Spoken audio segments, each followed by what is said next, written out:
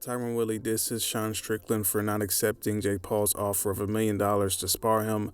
Well, Sean Strickland said that he asked Hunter Campbell, and he said that Jake Paul's fans are children and they don't buy pay-per-views, therefore he doesn't want to do business with them. And Sean Strickland also said that he can't accept $1 million from Jake Paul because basically he's in a contract, right?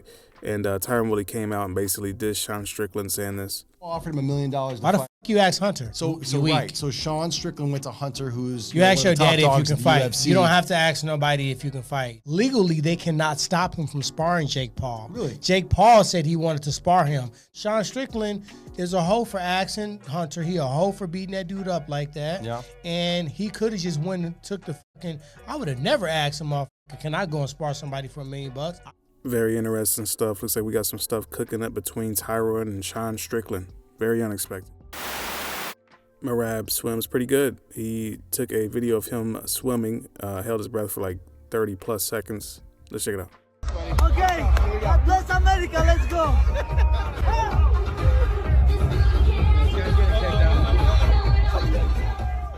I mean, 30 plus seconds doesn't sound too crazy. It was around 30 to 40 seconds of him just swimming without taking a breath. But, I mean, it's easier said than done, basically. And he's a pretty good swimmer. And, yeah, he looks like a dolphin. Looks like Aquaman. Looks like Aquaman may be related to him. You know, maybe like fifth cousin or something. Because, like, yeah, he makes it look easy. Makes it look easy. Easier said than done. Taking one breath and swimming all the way to the end like that. Good athlete, evidently not just in the octagon either. Pretty good at swimming.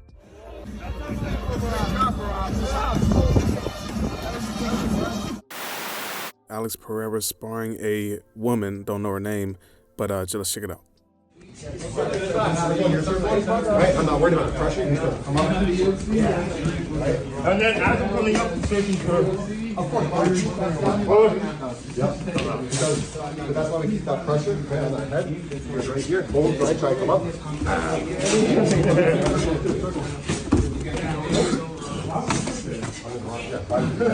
So a guy's not going to go there. So you have to start working out. I have to work out to circle your front. And I'm also using my circling tube. I'm circling hard, trying to get you to remember. Or just a bit of, okay, circling at a fall.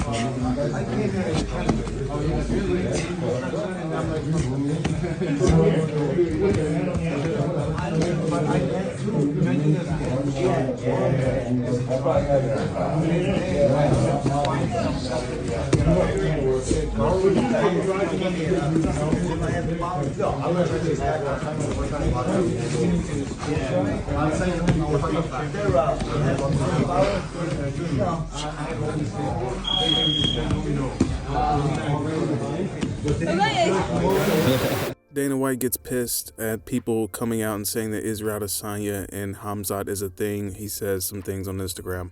He says it's not happening. It was a fake post. All the MMA media that ran with it are the problem. Absolute clowns. Then he says if you hear it from the MMA media and not us, it's probably bull crappy. Then he points out an MMA Junkie article that says Dana White, Henry Cejudo already retired once, so no Joe Rogan interview after UFC 298 loss.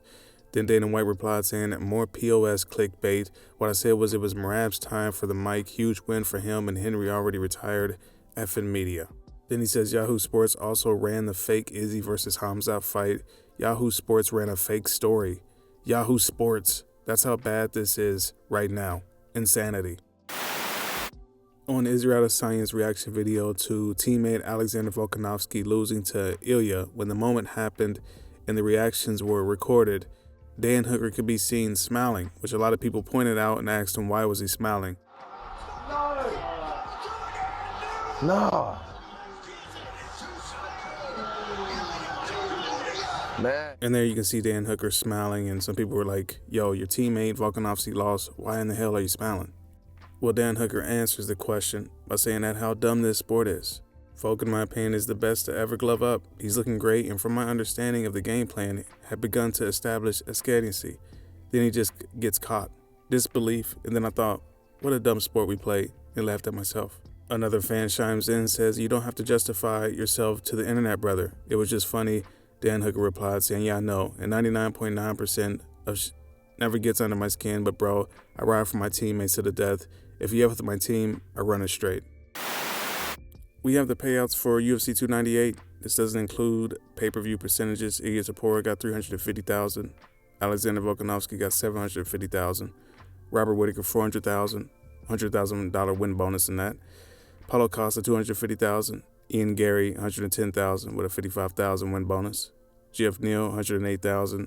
Merab $210,000. Henry Cejudo $150,000. Anthony Hernandez $122,000. Roman Kopilov $80,000. Amanda Lemos $160,000. Mackenzie Dern $200,000. Marcos Ruggiero $200,000. Junior Tafa $23,000. Rinya Nakamura $46,000. Carlos Vera $12,000. Jesus. Zhang Mingyang $20,000. Brenson Ribeiro $10,000. Danny Barlow $20,000. Josh Quinlan $12,000. Oben Ilia $20,000. Vol Woodburn $15,000. Miranda Maverick $150,000. Andrea Lee $70,000. Looks like Khabib still has his physical abilities even after all this time away from the UFC, as Usman Nurmagomedov releases some footage of him doing just a little bit of a wrestle.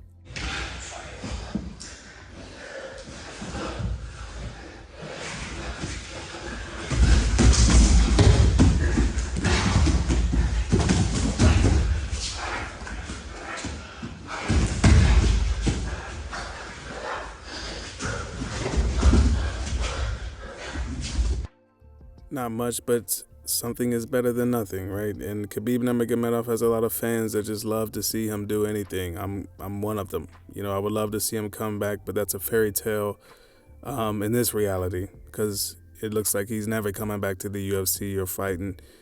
But you never know. I guess never say never. But he gave his word to his mom, so it looks like it won't happen. But this clip right here is evident that Khabib still has it. I believe he still has it. Tell me what you guys think about all of this stuff in the comments below. He looks at the podium, he's boxing heavy, so of course he's paid special attention to that. Last time we saw him, of course, was against Islam Makhachev, when he stepped up on short notice.